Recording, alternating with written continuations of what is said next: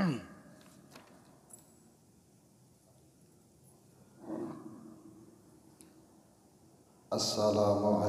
warahmatullahi wabarakatuh. A'udzu billah, bismillah, alhamdulillah. Alladzi tawakkaltu 'ala Allah wa la haula wa la quwwata illa billah. Allahumma shalli 'ala sayyidina wa habibina wa maulana Muhammad wa 'ala alihi wa ashabihi wa man tabi'ahum bi ihsan ila yaumil qiyamah. Biridwa'illahi ta'ala wa ila hadratin nabiyyina wa habibina wa syafi'ina wa maulana Muhammad Rasulullah sallallahu alaihi wasallam wa alihi wa ashabihi wa azwajihi wa dhurriyyatihi wa ikhwanihi minan nabiyyina wal mursalin wa tabi'in wa tabi'in lahum bi ihsan ila yaumiddin. Rahmatullahi alaihi wa alaihim wa radhiyallahu anhum. Nafa'ana Allah bi ulumihim wa alaina bi futuhil arifin bi wasilatihim wa bi barakatihim wa karamatihim. Syai'un lillahu lana wa lahum wa bisirril Fatihah. A'udzu billahi minasyaitonir rajim. Bismillahirrahmanirrahim. Alhamdulillahirabbil alamin arrahmanir rahim maliki yaumiddin. Iyyaka na'budu wa iyyaka nasta'in. Ihdinas siratal mustaqim. Shiratal ladzina an'amta 'alaihim ghairil maghdubi 'alaihim waladdallin. Allahumma shalli 'ala Muhammadin al-Fatih lima ughliqa wal khatim lima sabaqa nasiril haqqil haqq wal hadi ila siratal mustaqim wa 'ala alihi wa ashabihi haqqa qadrihi wa miqdarihi 'azim. Allahu fatahu ya 'alim iftah 'alaina bi futuhil 'arifin akrimna minka bi nuril fahmi wa akhrijna min dhulumatil wahmi warzuqna fahma nabiyyin wa hifdzal mursalin wa ilhamal malaikatil muqarrabin bi rahmatika ya arhamar rahimin. Bismillahirrahmanirrahim. Bayanul ma'ani al-batinah allati tatimmu biha hayatus sholat. Penjelasan tentang makna-makna batin, karenanya sholat itu menjadi hidup. Jadi ibarat seperti manusia, sholat tersusun dari dua, ada bangunan fisik, ada bangunan batin. Maka manusia disebut manusia karena masih mempunyai ruh. Hilang ruhnya siapapun itu, maka namanya berubah menjadi mayit. Selama masih punya ruh, manusia itu disebut sebagai manusia. Namun ketika ruhnya itu sudah tidak ada, maka tinggal namanya menjadi mayit. Ini kalah sama ayam malahan.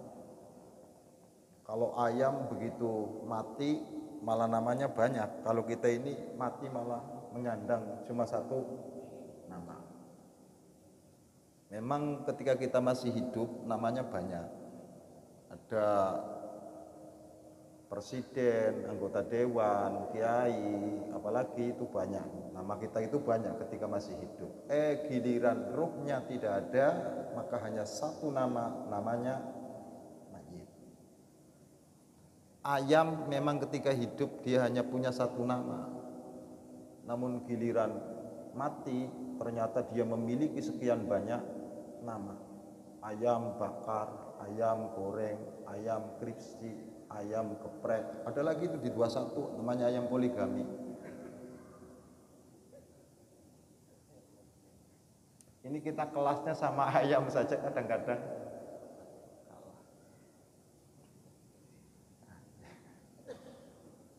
Mari kita belajar. Sholat pun demikian. Ketika ruhnya sholat itu tidak ada di dalam diri kita atau di dalam diri sholat, maka sholat itu ibarat seperti bangkai, seperti mayit.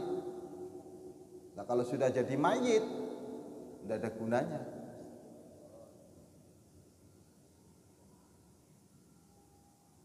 Ada manfaatnya karena memang masih ada ruhnya, masih punya hidup. Tapi kalau sudah mati, untuk apa kita mempertahankan orang yang sudah tidak ada? Bila perlu malah secepatnya harus dikubur, karena semakin lama baunya semakin.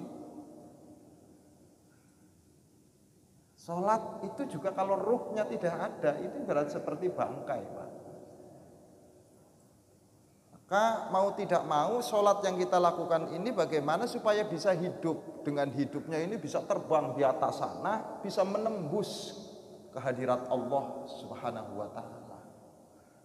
Tapi sholat yang mati ini nggak bisa nembus cor-coran masjid taqwa, Pak. Yang mampu menembus ke arsy-Nya Allah, yang mampu menembus kehadirat Allah Subhanahu wa ta'ala, sekalipun sholatnya kita berada di bumi, namun mampu ke atas lantaran hidup. Lah bagaimana supaya sholat kita itu hidup? Karena sekarang ini sholat kita lagi menghadapi sakaratil maut, lagi diimpus, Pak. Tinggal nunggu inna lillahi wa inna ilaihi raji'un. I'lam anna hadhil ma'ani taktsuru al-ibaratu anha. Perlu diketahui bahwa makna-makna yang menunjukkan pada kesempurnaan sholat itu sangat banyak. Walakin yajma'uha sittu jumalin, tetapi di sini saya kumpulkan menjadi 6 perhatian yang harus kita pelajari untuk menghidupkan sholat yang kita jalankan. Sehingga sholat yang kita lakukan tidak hanya sebatas sholat, namun mampu menjadi pengawal, mampu menjadi nilai, mampu menjadi kualitas di sisi Allah Subhanahu ta'ala. Karena setiap kita melaksanakan sholat itu langsung naik. Tapi naiknya ini ada yang warnanya putih, ada yang warnanya hitam.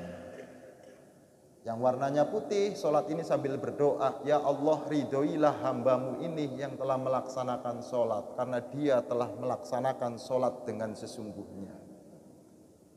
Yang warnanya hitam, sholat itu malah melaknat, ya Allah laknatlah orang itu sekalipun dia melaksanakan sholat, namun dia tidak mampu menjagaku. Jadi ada 2 kemungkinan, tapi ya harapannya kita ini lagi belajar, mudah-mudahan ya bisa sampai ke sana. Allahumma amin. Ada 6 ini. Pertama, wahiyya hudurul qalbi. Yang pertama itu adalah menghadirkan sholat di dalam hati. Nanti prosesnya kayak apa, caranya kayak apa, kemudian bentuknya kayak apa, sabar. Yang kedua, sholat ini bisa hidup watafahum, mampu memahami sholat. Sholat itu apa? Yang ketiga adalah watakzim, pengagungan terhadap siapa yang kita sembah. Yang keberapa ini? Yang keempat, wal haibah, mempunyai rasa ketakutan terhadap sesuatu yang kita sembah. Sehingga ada dulu para ulama itu takbir saja nggak jadi-jadi, karena begitu mengucapkan Allahu Akbar pingsan, Allahu Akbar pingsan, sehingga sholatnya nggak jadi-jadi. Lantaran begitu mengucapkan Allahu Akbar, ketakutannya itu menjiwai di dalam hatinya sampai takutnya dia pingsan. Alhamdulillah kita nggak sama sekali. Jadi beruntunglah kita yang tidak memahami secara utuh, makanya sholatnya juga nggak pernah bisa. Nanti ada ini nanti riwayatnya. Warroja, yang selanjutnya ada harapan ketika kita melaksanakan sholat. Yang ketiga adalah walhaya, manusia punya harapan juga punya rasa malu. Jangan-jangan sholat yang kami lakukan, sholat yang kita lakukan ini enggak sesuai dengan keinginan Allah Subhanahu wa ta'ala. Jangan-jangan ibadah yang kita lakukan selama ini adalah tidak sesuai di sisi Allah Subhanahu wa taala, maka mempunyai rasa malu di dalam dirinya. Nanti keterangannya. Ini kalau sholat pengen hidup, tapi kalau nggak pengen hidup nggak usah dipelajari. Pengen hidup nggak sholatnya. Kalau yang penting sholat, nggak usah hidup nggak apa-apa, yang penting sholat nggak usah pelajari. Mari kita langsung ke pelajaran yang lain saja, karena yang agak berat ini. Nanti sholat yang demikian itu mampu menjadi mukjizat. Sholat yang demikian itu mampu menjadi mi'raj, kalau benar-benar sholatnya hidup. Falanadhkur tafasilaha thumma asbabaha thumma al-ilaj fiktisabiha. Untuk itu akan kami jelaskan, kata Imam Ghazali, tentang uraian-uraian bagaimana menghidupkan sholat dari keenam tata cara yang sudah dituturkan, dan bagaimana supaya keenam ini mampu kita raih untuk modal pelaksanaan sholat kita ini menuju sholat yang sesungguhnya, yaitu adalah hanya Allah Subhanahu wa ta'ala. Satu, ini yang pertama ini. Amma tafasil fal awal hudurul qalbi. Perincian yang pertama adalah bagaimana hati ini adalah dapat menghadirkan Allah Subhanahu wa ta'ala. Hatinya ini dikosongkan. Yang ada cuma yang ada. Karena yang lainnya itu sebenarnya tidak ada. Yang ada cuma yang ada, yaitu Allah Subhanahu wa ta'ala. Jadi yang sesungguhnya ada di dalam hati kita ini harusnya Allah, karena Dia yang maha ada. Sementara kita ini selain Allah itu namanya diadakan. Harusnya lebih gampang mentiadakan sesuatu yang memang awalnya tidak ada. Dan harusnya lebih mudah memapankan Allah karena memang Dia ada. Iki kaya kene repot iki Pak, ngaji kaya ngene iki. Jadi berpikir orang yang tidak punya duit dan orang yang punya duit lebih sulitan mana untuk tidak berpikir duit? Orang nggak punya duit dengan orang yang punya duit disuruh untuk tidak berpikir duit, lebih gampangan mana? Lebih mudah orang yang tidak punya duit, karena memang tidak punya duit, jadi apa yang mau dipikirkan? Tapi kalau orang yang punya duit itu sulit untuk tidak memikirkan tentang masalah duit. Bisa dipahami nih ya? Bisa dipahami, oke? Nah, berpikir tentang Allah, meletakkan Allah di dalam hatinya itu sebenarnya lebih mudah daripada berpikir sesuatu selain Allah. Kenapa? Karena selain Allah sebenarnya tidak ada. Yang ada cuma Allah. Harusnya manusia itu, harusnya manusia itu dengan Allah dia dekat. Dengan selainnya tidak dekat. Namun kenyataannya dibalik, yang lain dekat, dengan Allah jauh. Kenapa? Nah ini nanti masalah.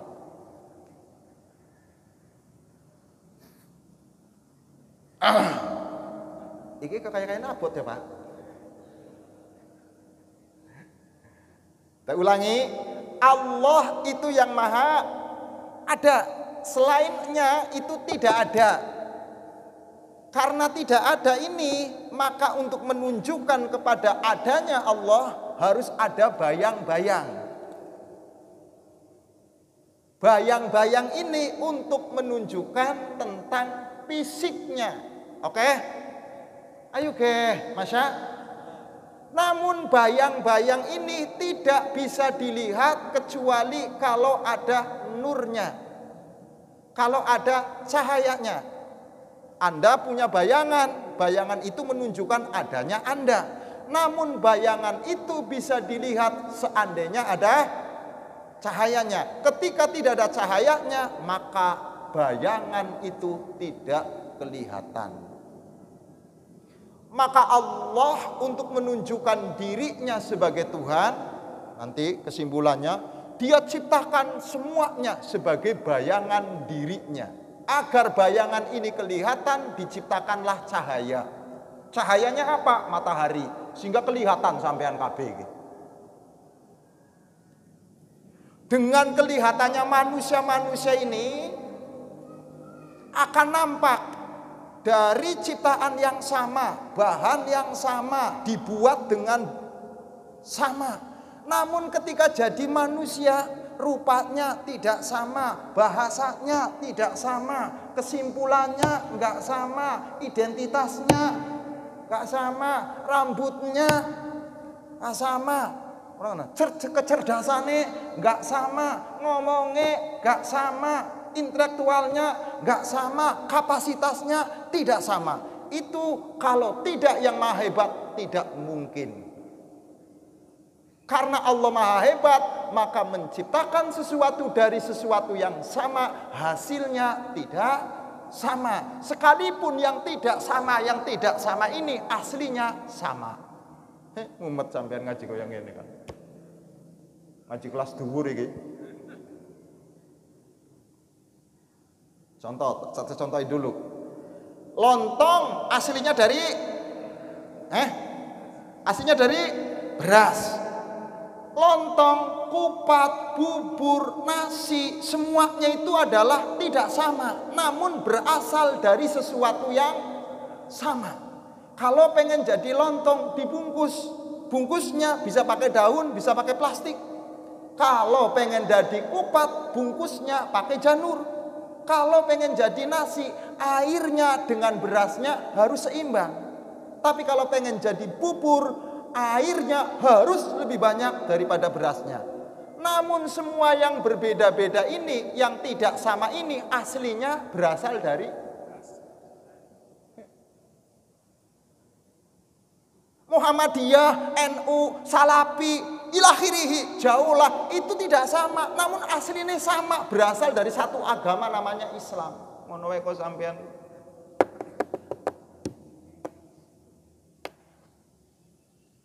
Oke. Jadi yang bodoh ini siapa? Yang bodoh itu kita, nggak mau mikir. Beda titik kafir, beda titik neraka. Nang nerakane mbahmu apa? Ulangi. Maka Allah itu harus dihadirkan di dalam hati. Kenapa masalahnya? Karena Dia yang maha ada, Dia yang selalu ada. Yang lainnya ini tidak ada. Nanti untuk membuktikan bahwa Dia itu selalu ada, maka yang ada-ada ini, ditiadakan semuanya nanti oleh Allah Subhanahu wa taala. Nanti kalau yang ada-ada ini ditiadakan semuanya oleh Allah, tinggallah Allah yang maha ada. Bahkan adanya kalimat ada, ini sudah ada, ini adalah ada. Sebelum ini ada karena ada yang ada. Lagi mumet lah pelajaran kayak ngene wis jadi podo mumet sampean wis anu wae. Langsung wae kesimpulannya. Allah harus ada di dalam hati, gitu aja. Bagaimana wa na'ni ayyufarriqu alqal an ghairi ma huwa mulabisun lahu. Jadi sesuatu yang berbarengan, sesuatu yang menyerupainya, sesuatu yang menyamainya, itu harus keluar dari hatinya. Harta tidak boleh di hati, jabatan tidak boleh di hati, istri tidak boleh di hati, anak tidak boleh di hati. Selain Allah harus keluar dari hati. Yang harus masuk hanya Allah. Baru sip. Ini beda kita ini, seluruhnya masuk, Allahnya di luar. Akhirnya nggak jadi-jadi. Maka berapapun kalimat yang kita ucapkan, itu kalau selama Allahnya masih di luar hati, tidak akan mampu menggetarkan siapapun, jangankan yang mendengar. Yang mengucapkannya saja, itu tidak ada getaran. Kenapa? Karena masih di luar. Maka sekalipun sama-sama ucapannya, bukan berarti Anda menuntut sama kualitasnya. Rhoma Irama dihadirkan di kota metro, budgetnya berapa? Dengan lagu yang sama, irama yang sama, musik yang sama. Yang menyanyikan bukan Rhoma Irama, tapi penyanyi organ metro. Berapa budgetnya? Sama loh. Yang sholat Rasul, orang takwa juga sholat. Yang beda apanya? Bukan sholatnya, kualitasnya. Iki piye to sampean? Jadi rumangsane kalau sampean sudah sholat itu kaya Kanjeng Nabi apa? Allahu akbar walillah. Jawab walillah ilham. Sekarang mari kita gambarkan. Ini karena Rasulullah itu menetapkan Allah di dalam hatinya. Ketika ada sayembara oleh Abu Jahal, siapa saja yang mampu membunuh Muhammad akan kukasih 100 ekor onta. Maka pemuda-pemuda yang gagah berani, orang-orang jahiliyah di Mekah itu mencari. Setelah ketemu, maka disitulah mereka bertanya, wahai Muhammad, sebelum kau bunuh, akan kuajukan satu pertanyaan. Siapa yang bisa menolong kamu, wahai Muhammad? Jawabannya simpel, Allah. Apa jawabannya? Simpel, Allah. Begitu mendengar Allah dari mulut Rasul, gemetar tangan orang yang membunuh. Saking gemetarnya, maka pedangnya terjatuh. Lemes mendengar Allah dari Rasul. Mari kita bersama-sama dibegal motornya. Begalnya itu masih sopan menanyakan, siapa yang bisa nolong kamu? Jawabannya kita sama persis dengan jawaban Rasulullah. Apa? Jawab Allah. Pertanyaannya ini, begal ini lemas apa enggak dengar Allahnya kita ini? Ini yang jadi masalah. Ini yang jadi masalah, coy.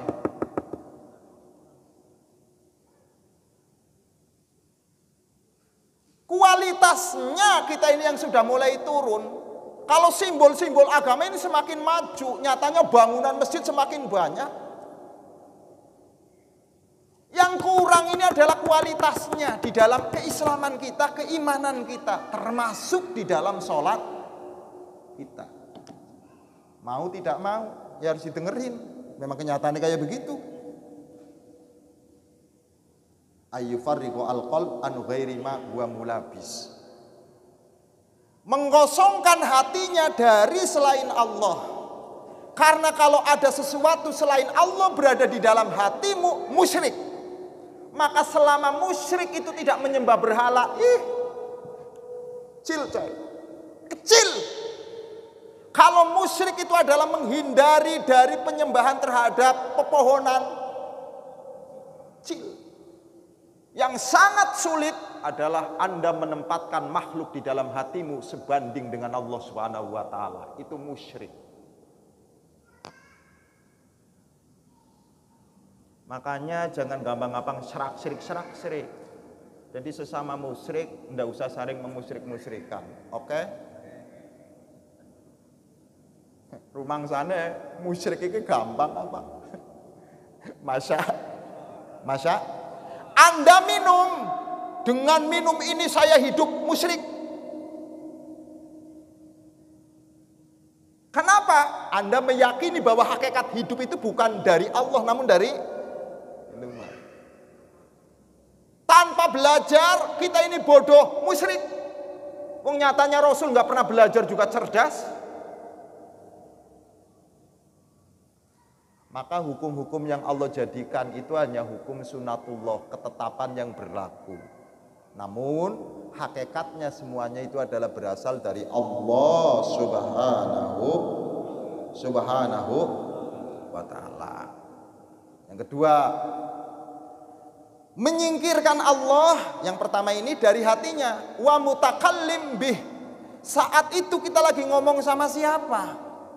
Ketika kita sholat, yang diajak bicara oleh kita itu siapa? Yang diajak dialog oleh kita itu siapa? Bukan makhluk, tapi Sang Khalik yang menciptakan kita. Mutakallim. Maka bagaimana kita itu ketika berbicara di hadapannya? Ini untungnya orang nggak paham ini. Saya seneng kok dengan nggak paham ini, nyaman-nyaman saja. Kalau paham ini Pak, ada getaran. Makanya nggak usah paham-paham lah ya. Fayakunu al-il bil fi'li wal qaul makrunan bihima. Maka secara otomatis kalau orang itu adalah sholatnya mampu menghadirkan di dalam hatinya Allah, menyingkirkan selainnya, serta bagaimana dia itu adalah berbicara di hadapannya, akan lahir gerakan-gerakan sholat itu yang menjadi realita di dalam kehidupannya adalah ucapan perbuatannya satu. Jadi manusia ini ucapan perbuatannya hatinya satu. Ini cuma ada di sholat. Hanya kan sholat ada rukun kolbi, rukun hati, ada rukun kauli, surah Al-Fatihah, baca tasyahud, baca sholawat, ada rukun fi'li kayak ruku, sujud. Tiga ini hati, ucapan, perbuatan menyatu di dalam diri manusia. Kalau sudah perbuatannya, hatinya, ucapannya sama, pasti Anda sholatnya seperti Rasulullah Sallallahu Alaihi Wasallam. Jadi Rasul itu kalau sholat hatinya A, perbuatannya A, ngomongnya A, enggak B, enggak. Lah kita ini kadang-kadang hatinya B, nanti ngomongannya Z, mending C, Z langsung. Nanti perbuatannya jauh lagi malahan. Sehingga pisah-pisahan hati, perbuatan, ucapan. Yang harusnya satu kesatuan yang tidak boleh dipisahkan. Apa-apa ini kalau sudah pisah-pisahan itu rapuh Pak, dihantam dengan apapun cepat rusaknya. Tapi kalau bersatu sulit untuk dihancurkan. Makanya setan itu bisa masuk ke dalam diri kita ini. Kenapa? Lantaran sholat kita itu masih pisah-pisahan. Pisah-pisahan yang dimaksud hatinya entah kemana, perbuatannya entah kemana, bacaannya sih ya memang Quran. Tapi kan hatinya kemana-mana, perbuatannya nggak sama dengan Quran. Masuk setan, karena sudah pecah. Tapi begitu hati kita, perbuatan kita, ucapan kita itu adalah sama, sulit untuk dimasuki sama setan.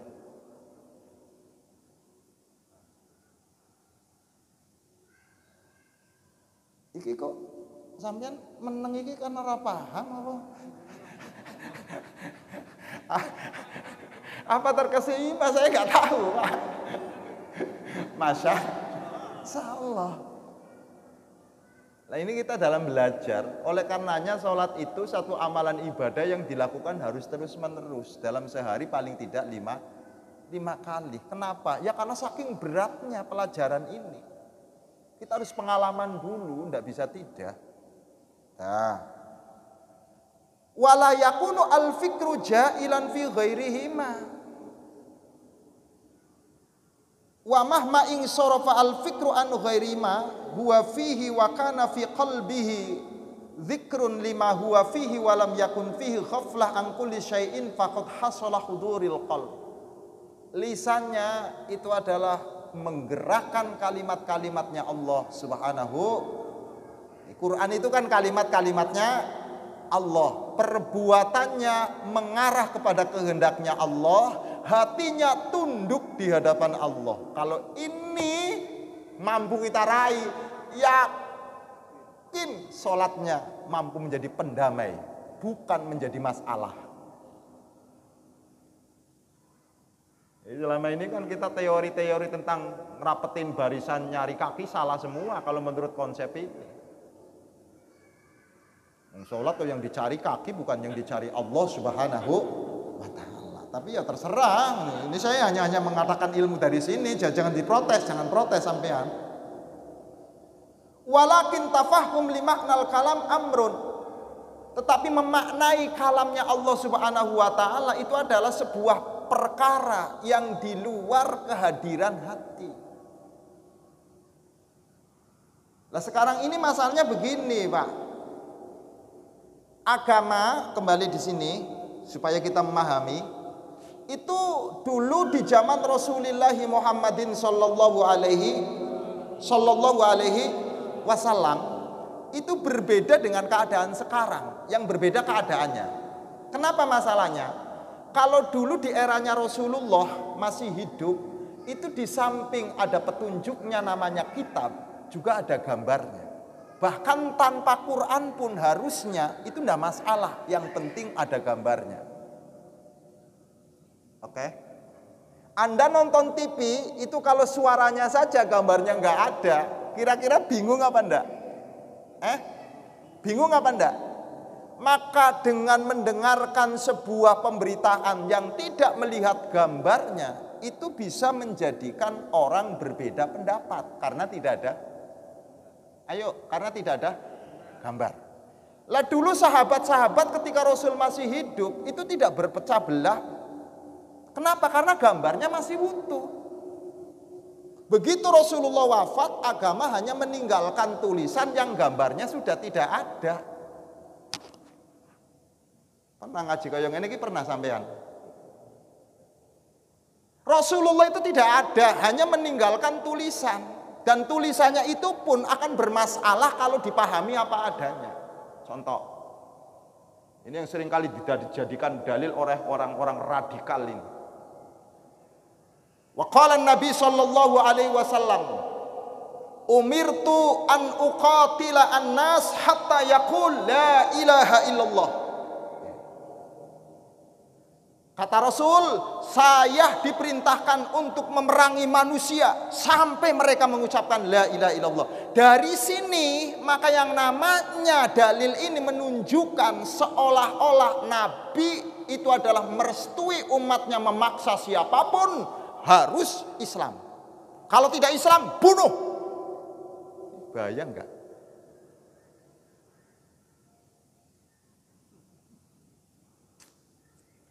Padahal kalau dalam Al-Qur'annya jelas lakum dinukum. Dalam Qur'annya la ikraha fiddin, tidak boleh memaksa di dalam agama, itu tidak boleh. Terus bagaimana ucapannya Rasul ini? Nas di sini bukan berarti seluruh manusia. Namun yang dimaksud nas di sini adalah siapapun yang menghalangi saya, pasti saya perangi. Begitu. Bukan berarti orang yang tidak menghalangi ikut dibunuh. Pekok. Ini dalil dari Rasul. Sehingga kalau dimaknai apa adanya, Islam itu semakin rusak. Kenapa? Lantaran yang membawanya bukan Islamnya. Maka agama ini akan terasa hancur, tidak lagi sesuai tatanan seperti Rasulullah karena faktor yang membawanya. Yang membawa Rasul kepentingannya cuma satu, bagaimana supaya umat itu selamat. Tapi kalau yang bawah model kayak saya ini kepentingannya sudah banyak. Apalagi kalau Islam itu sudah dimasukkan dalam kepentingan politik.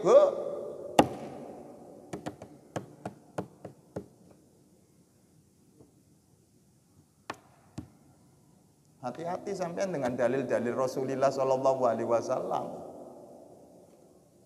Gambarnya sudah gak ada, tinggal meninggalkan jawab, meninggalkan tulisan. Dan tulisannya itu pun bukan tulisan bahasa Indonesia, bukan tulisan bahasa Inggris, bukan tulisan bahasa Jerman, bukan tulisan bahasa Jepang, tapi tulisannya itu adalah bahasa Arab. Bahasa Arabnya itu tidak sama dengan bahasa Arabnya orang Arab, sekalipun susunannya persis kayak bahasa Arab, tapi maknanya tidak sama dengan bahasa Arabnya orang. Artinya sampean itu bahasa Arabnya orang Arab pada karo Quran apa? Jadi bahasa Arabnya Al-Quranul Karim itu tidak sama dengan bahasa Arabnya orang Arab.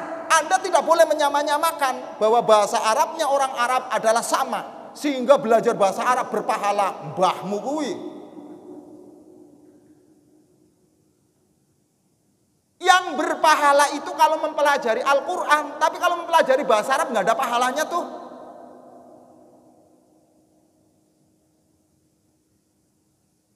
Iki kok kayak ngaji kaya ngene iki Kang. Mutakallim. Dah?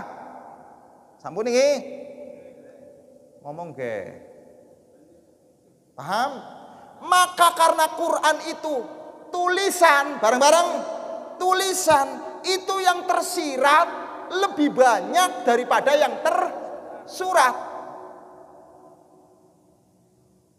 Yang tersurat sedikit, yang tersirat banyak.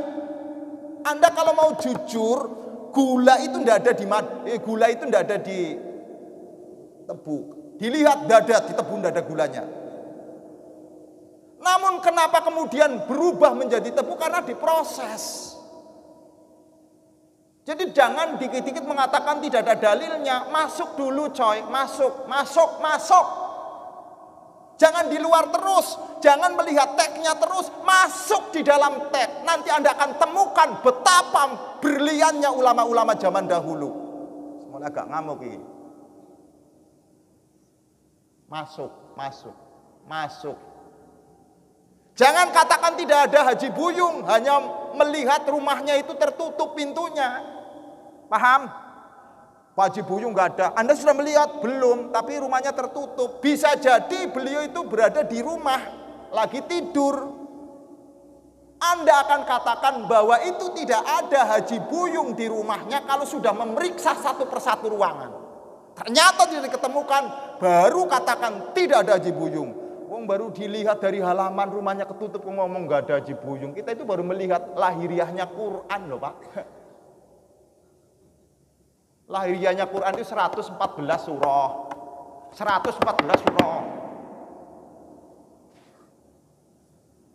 Makanya Quran itu tidak akan mampu menjawab masalah-masalah manusia kalau hanya mengandalkan suratnya saja yang 114 surah. Goblok ora tentang sampean.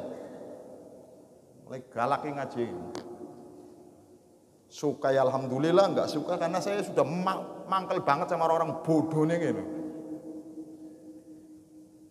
Yang mampu menjawab nanti itu adalah sesuatu yang ada di dalam kandungannya, kayak kata Anas. Tidak semua kata Anas dalam Al-Quran itu maknanya seluruh manusia. Bisa jadi itu manusia tertentu saja. Bisa jadi itu adalah golongan manusia, bukan keseluruhan manusia. Makanya ketika berbicara masalah Quran, ya ayyuhan nas, qul a'udzu birabbin nas, itu tidak sama kata nas yang pertama dengan kata nas yang pada ada ya ayyuhan nabi atau ya ayyuhan nas. Ini perlu Pak. Pikirnya kita sudah hebat tenanan apa Islamnya ini? Setelah dikaji ternyata habis juga. Kita akan berhadapan dengan siapa? Dengan Allah Subhanahu wa ta'ala yang dibaca. Ayo bareng-bareng yang dibaca Quran. Qurannya bahasa Arab. Yang orang Arabnya sendiri itu belum tentu paham sama bahasa Quran, apalagi orang takwa.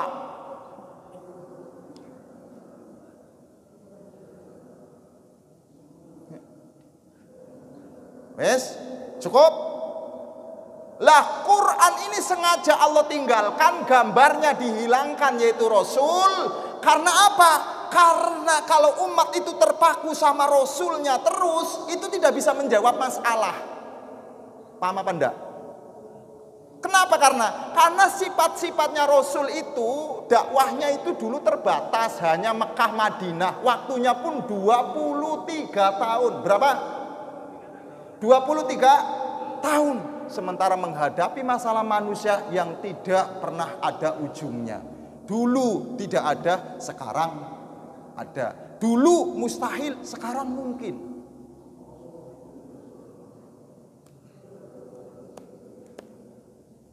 Makanya Qur'annya dihadirkan oleh Allah Subhanahu wa ta'ala berupa tulisan. Kalau sudah berupa tulisan nanti tafsirnya banyak, oke? Karena tafsirnya banyak, ya biarkan saja, itu kan tafsir yang berbeda. Yang penting agama nggak beda, tafsirnya yang berbeda. Lah kalau sudah berbeda tafsir, itu nggak boleh saling menyalahkan, karena sama-sama lagi mentafsiri agama. Sehingga karena kita saling mentafsiri agama, semua berkemungkinan benar, semua berkemungkinan salah. Bagaimana cara kita mengetahuinya nanti benar atau tidaknya? Nanti setelah kita mati, sabar, baru ada keputusan kebenaran dari Allah Subhanahu wa ta'ala. Ini nanti kita mempelajari tentang mutakalimnya, pelajaran yang penting agar kita jangan gegabah memaknai Al-Quranul Karim, karena begitu kata-kata yang ada dalam Al-Quran itu bukan bahasa manusia, perlu sekian banyak rangkaian ilmu untuk membahasnya agar sampai kepada sesuatu yang mudah-mudahan dikehendaki oleh Allah Subhanahu wa taala. Ihdinas siratal mustaqim. Assalamualaikum warahmatullahi wabarakatuh.